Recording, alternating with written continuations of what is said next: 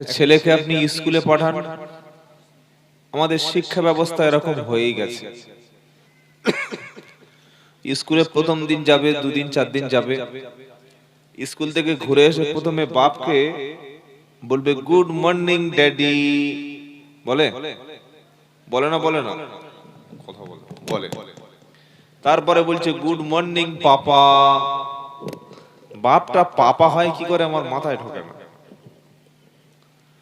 তারপরে যারা ইংলিশ মিডিয়ামে পড়ে, মাকে বলছে গুড মর্নিং মাম্মি। আচ্ছা, মা কোনোদিন মামি হয়?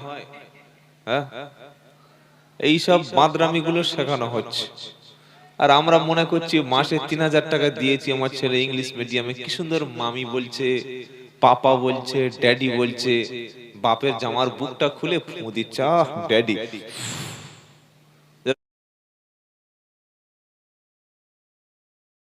যেরকম আয়াতুল কুরসি পড়ে ফুঁক দেয় গো, আস্তাগফিরুল্লাহিল আযীম। এটা ধ্বংস ছাড়া ক্ষতি নয়। যারা শুধুমাত্র ছেলেদের ইংলিশ মিডিয়ামে পড়ায় তারা শুনে মনে মনে করছে কে একে দাওয়াত করলো বন্ধু। গত বছর যা হয়েছিল। ইন্নাল্লাযী লাইসা ফি জাওফিহি শাইয়্যুম মিনাল কুরআনি কাল বাইতিল খরিব। এটা হযরত মুহাম্মদ মুস্তাফা সাল্লাল্লাহু আলাইহি ওয়াসাল্লাম আজ থেকে 1400 বছর আগে বলে গেছে। তার মানে কি? যে দেহের মধ্যে, যে সিনার মধ্যে, যে বডির মধ্যে কোরআন নাই, কোরআনের কোনো অংশ নাই, সেটা পুরো বাড়ি, বিরান বাড়ি, একদম মাটির সঙ্গে মিশে যাওয়া বাড়ির মতো। শুনতে পেলেন? এটা সুদ দিয়ে অনেক লম্বা করে বলতে পারতাম, বাবারা ও বাবারা ও বাবারা, 3 বার বাবারা বলা হয়ে গেছে। আল্লাহ নবী বলেছেন, আল্লাহ রাসূল বলেছেন, যে দেহের মধ্যে কোরআন নাই ওটা পুরো বাড়ির মতো। জোরে বলো সুবহান। এটা বলা যেত, এটা শর্ট করে বলে দিল। যার সিনার মধ্যে কোরআনের কোনো অংশ নাই সেটা পুরো বাড়ির মতো। তাহলে এই মাদ্রাসায় আমাদের সন্তানদের কি শিক্ষা দিচ্ছি? মানবিক মূল্যবোধ। ঘরে ফিরে আগে আব্বাজানকে বলবে আসসালামু আলাইকুম আব্বাজান। বলবে না? বলবে না? কি বলবে আগে? আসসালামু আলাইকুম। আপনার সন্তান আপনার জন্য দোয়া করলো, এমন সন্তান তৈরি করুন বাপ অসুস্থ হলে যেন উকিল না ডেকে আনে, মানে জমি জায়গাগুলো নেওয়ার জন্য। এমন ছেলে তৈরি করুন বাপের মৃত্যুর সময় ছেলে যেন বসে বাপের কাছে কোরআন পড়ে, কলেমা পড়ে। কথা মনে থাকবে ইনশাআল্লাহ। আমাদের কোরআন পড়ার দরকার ছিল মরণের আগে, বাপের মৃত্যুর কষ্টটা লাঘব করার জন্য। এটা পুরো 180 ডিগ্রি পাল্টে দিয়ে আমরা বললাম, এই তোর বাপ মরে গেছে রে, আজকে 3 দিন কোরআন পড়বি না? 10 দিন, 40 দিন খানা করবি না? আমরা তো হাত দিয়ে বসে আছি খাবো বলে। কিরকম একবার নাফরমান, একবার ভাবতে পারছেন? একটা লোকের বাপ মরে গেছে, সে এখন টেনশনে আছে, সে এখন চিন্তায় আছে, দুঃখে আছে, শোকে আছে, কাতরে আছে, কষ্টে আছে। আরে হারাম করে এই ভাগাড়ে যেরকম গরু পড়লে সুগুন ওড়ে, ঠিক সুগুনের মতো ঘুরছে। কোথায় লোক মরেছে? তওবা তওবা তওবা, আস্তাগফিরুল্লাহ।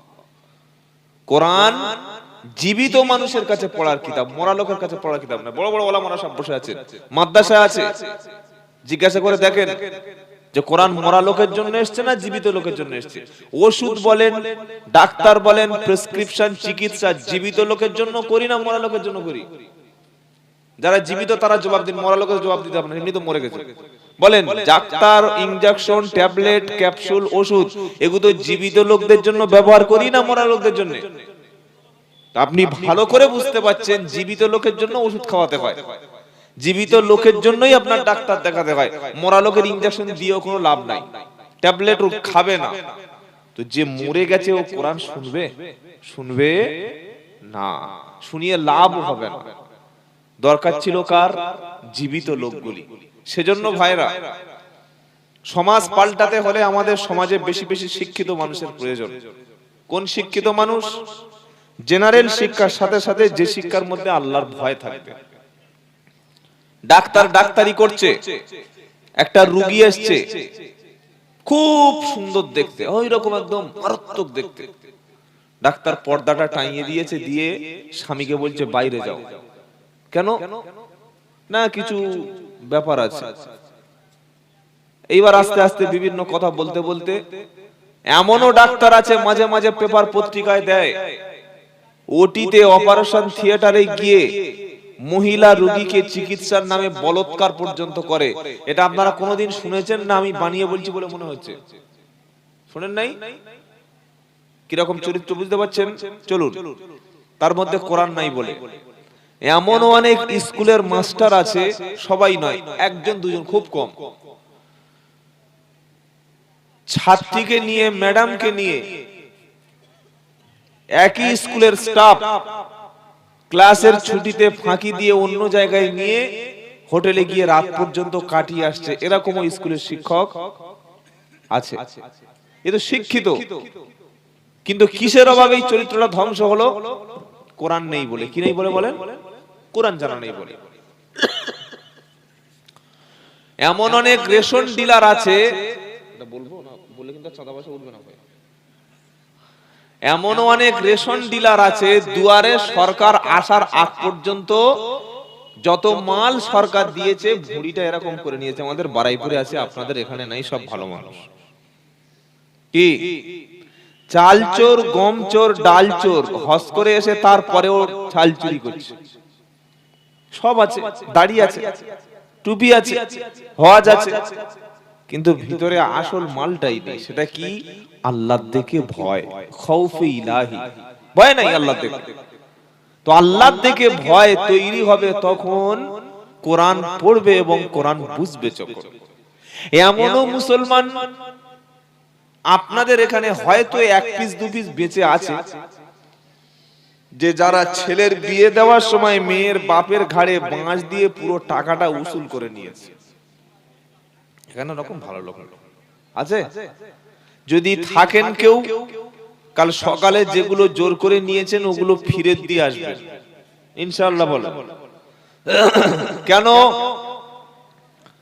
ইসলামে যে ব্যক্তি জুলুম করে তাকে বলা হয় জালিম। কি বলা হয়? জালিম। আর জালিমদের জন্য আল্লাহর সাহায্যকারী থাকবে না।